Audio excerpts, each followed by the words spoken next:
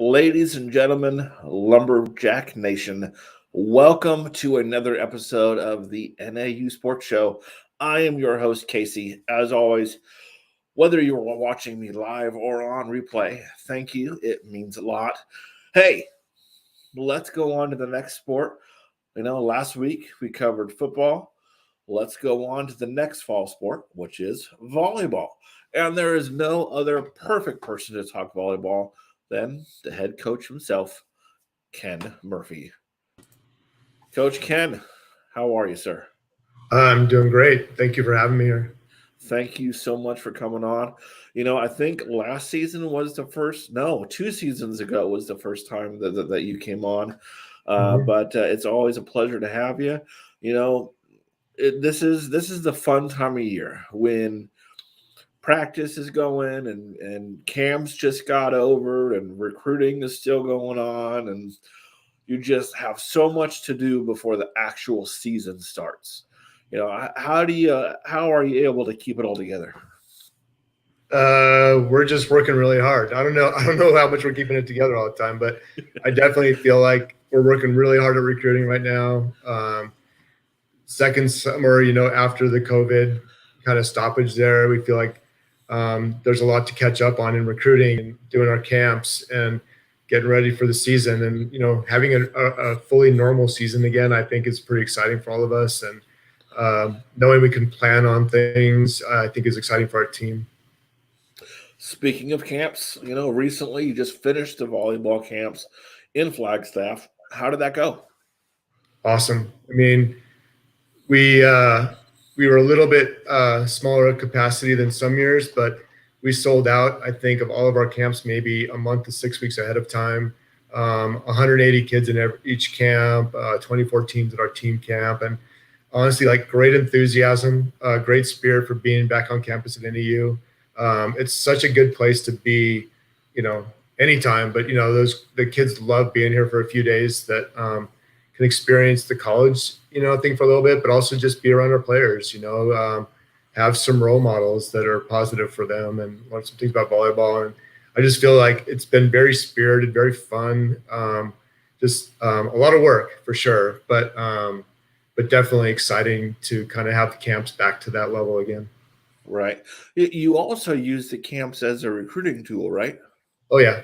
We always have prospects that want to come and show us kind of, how the game is developing, try to show us why maybe they could be in our program, what they could offer to us. And we inevitably, it's not unusual to have us recruit at least 1 or 2 kids out of our camps every year. Okay. All right. Last season, the team finished with 12 wins and 14 losses. What did you see that needed to be, worked on during this offseason? We needed to get older. Honestly, we had a really good group last year that they worked hard. They wanted to be better than we were. I mean, if you look back on it, I mean, we finished 4th in our conference, which I think is good. And I think it's just maybe just a little bit below the standards that we're used to.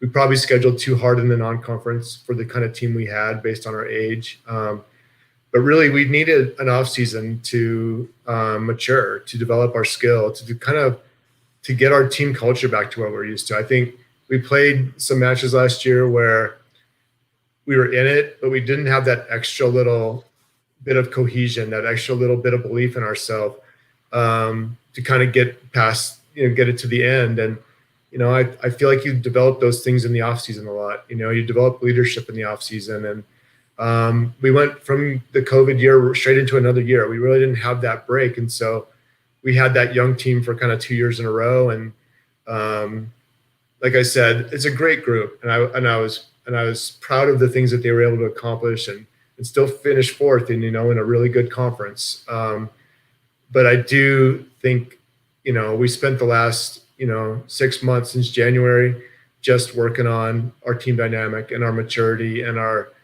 ability to believe in ourselves. And I think coming out of spring, I feel like we're in a much different position than we've been probably in the last 3 years. It's always nice to watch a young team become mold together and become better. Yeah. Yeah, that's my favorite part. I think the winning's great, obviously, but when you have a group and you know where they started and how hard they worked and how much time they put in and how much just frustration they dealt with, and how many, all the things that the kind of challenges that were put in front of them, and then they kind of break through and they get to that point where they are kind of back to the level that they want to be and competitive for a championship and all that. I think it's not just winning the championship. It's all the little things that go into that, and the young team that grows up, and the individual players who figure things out. And I think really that's one of the most rewarding pieces of what I get to be involved in.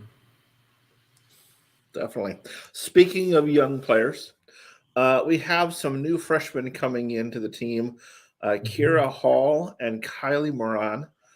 Can you tell us about them? Yeah, they're good volleyball players. And we have a third one, Eden Dreischer, who's in with us too. But like Kira Hall has been playing volleyball for a long time, and she's really good. And most accounts, she was the best setter for the state of Arizona this year. And I think it's not just that she's a good setter, but she's a good all-around player. She's a very good defender, and she can do all kinds. Has a good serve, and I just think her game is very mature and really ready to be on the court for us. Similar for Kylie, I feel like she's been playing a long time on good club teams, and she's just so experienced. Her game is so developed for her age that I think she brings stuff right away to our program, in terms of some maturity, a competitive level, just the ability to kind of step up to our level, a little quicker than some might be able to. And so, we're excited about the additions because we're a little thin, and we have a team that we really do believe in, but we are a little thin. We had a couple off-season injuries, and we feel like we're going to need them to be pressed into action like pretty quick here. But I also think that they're ready for it. And so it's a great thing. All right. Now, who are the senior leaders this year? Yeah, that's a great question. We have some seniors for sure. I think it's very likely, though, that we're going to have all of our players back for the next 2 years. I think with the COVID years added in, I think the most obvious one is Taylor Jacobson. She's been all conference every year she's been at NAU, and very accomplished already. Has a ton of good leadership qualities, and I think she's just getting better all the time in terms of that stuff. Really well respected on our team. Just carries a lot of weight. She feels like if we win, it's because she has some control over that. If we lose, it's her fault. One of those kind of players. And I don't necessarily agree with her on that. I think that ownership. I think it starts there. Nashane Newton, a senior, but still has 2 years left also. But she's really stepped into a bigger role since she's been here. A much better player, but also just she's got this really infectious, great personality about her, and I think she's using that to her advantage to kind of influence our younger players in a positive way and let them know they're part of something special here with us. Got it. You kind of went out a little bit. I don't know if it's me or if it's you, but that's okay. Hey, as this team continues to work together, what have you seen that you really have liked? Well, I like how much they're supporting each other. I like how much they're working hard for each other. I like how they come into the gym, even they came into our camp situations and they're just, a smile on their face. They're ready to work. I feel like our dynamic is really strong right now in our team, and I feel really good about that. I do like, though, I think when we've been good here, it's been because we've played really good defense, and we're starting to get that back. You can see it in our team. We've got an edge about us on the defensive side where we expect to make great plays. We expect to shut our opponent down. We understand our responsibilities a little bit better and just play with a little more fire probably because of that, a little more confidence, I guess I would say. I think we're better in everything we do, but I think the thing that is the most exciting for me is just how we've learned to really defend our opponent and make life difficult for them. And our best teams here have had that quality. And so I'm starting to see that emerge out of this group. Pretty exciting. Would you say that the Rural Activity Center is going to be a hard place to play this year? I think so. I think it's always hard, but I think we get such good support, and our fans are so passionate about our program and our players and all the things that they're doing.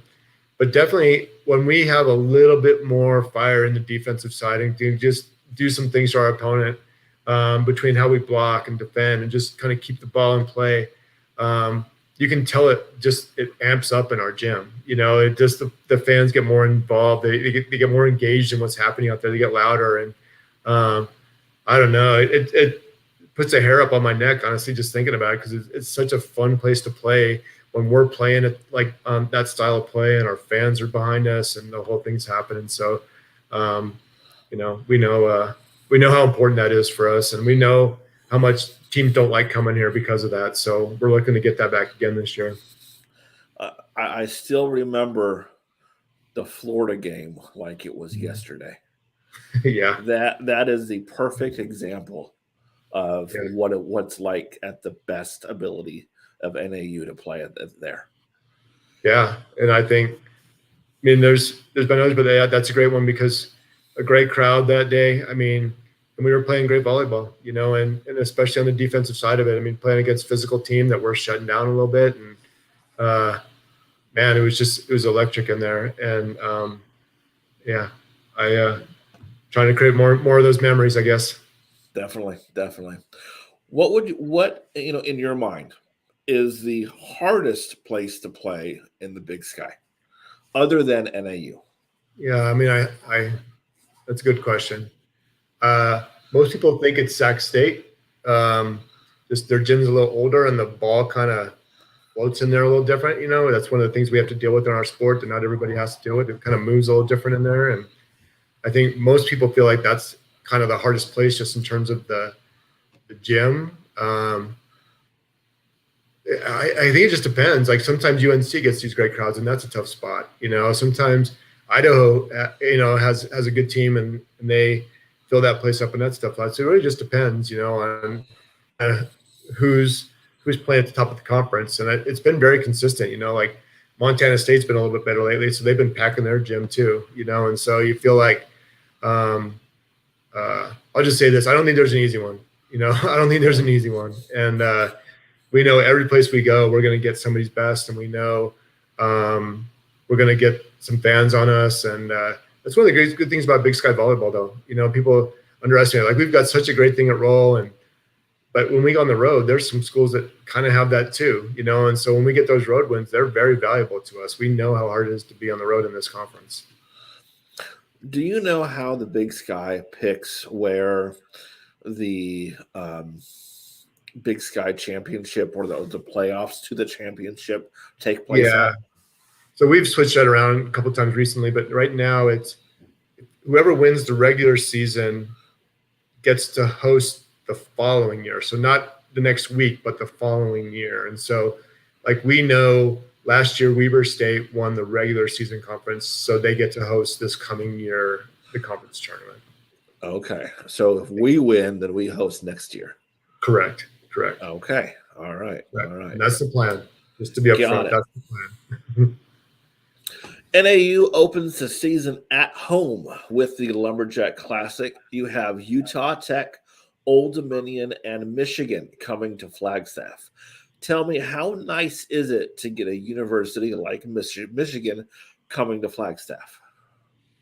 I think it's so important. I think it's good for our program. It's good for our community. It's we've been able to bring in some bigger name teams in here since I've been here, and I feel like the community is aware of it and they rally around it a little bit. And I think we know, just getting a team like that in here, we're a dangerous team in our gym, and there's a lot of possible, outcomes that favor us when we're in our gym. So we feel like I don't know, you get some of the names like Florida or LSU or Michigan this year in there, our community appreciates it, and they know how big a deal it is to be playing those kind of teams and getting them to come to Flagstaff. And it's not always easy. I mean, it's getting harder as time goes on. I think when teams come here and they have a hard time in our gym, I think, it gets harder and harder to attract somebody. But at the same time, it's going to be my mission, as long as, I'm fortunate enough to be the head coach here, that we want to have those kind of matches in our gym and entertain the volleyball community and NAU community with those kind of big name schools. All right. Before, NAU has had visitors such as, like you mentioned, LSU and Florida from the SEC, ASU from the Pac-12. Can you say that we can expect teams from higher institutions to keep coming to the Lumberjack Classic? Yeah, I mean, we're working hard at it. We feel pretty good about, we can't really talk about it exactly, but we feel pretty good about what we've got lined up in 23. And we're always kind of looking a year, 2 or 3 years out to make sure we're kind of stacking that up so we can make that happen all the time for us. And that's definitely our plan. That we're going to draw somebody in here and give the fans something a little different to see. All right, perfect. Well, Coach, thank you so much for coming on. Before you go, is there anything else you would like to say? Well, I'll just say, I'm very excited about where we're at. I know, last couple of years have been a little bit down for us in terms of we came in 4th both years and just kind of didn't do all the things we were capable of. We didn't feel like, but I do feel like this team is like turned the corner again, and I think we're ready to kind of compete for a championship again and really, really ready to do some more things kind of on the national level. So I'm pretty fired up about this team. I'm really excited about the girls that we have in our gym and just all that they give to our program. And, I hope people come out and kind of see that again this year, that I think we're on the verge of being back to what we're used to being. So we're excited about it. Awesome. Well, Coach, I wish you the best of luck, you and your team. I hope you can win them all and get the Big Sky championship. Yeah. Well, thank you so much. I appreciate it. Thank you. We'll talk to you shortly, okay? Yep.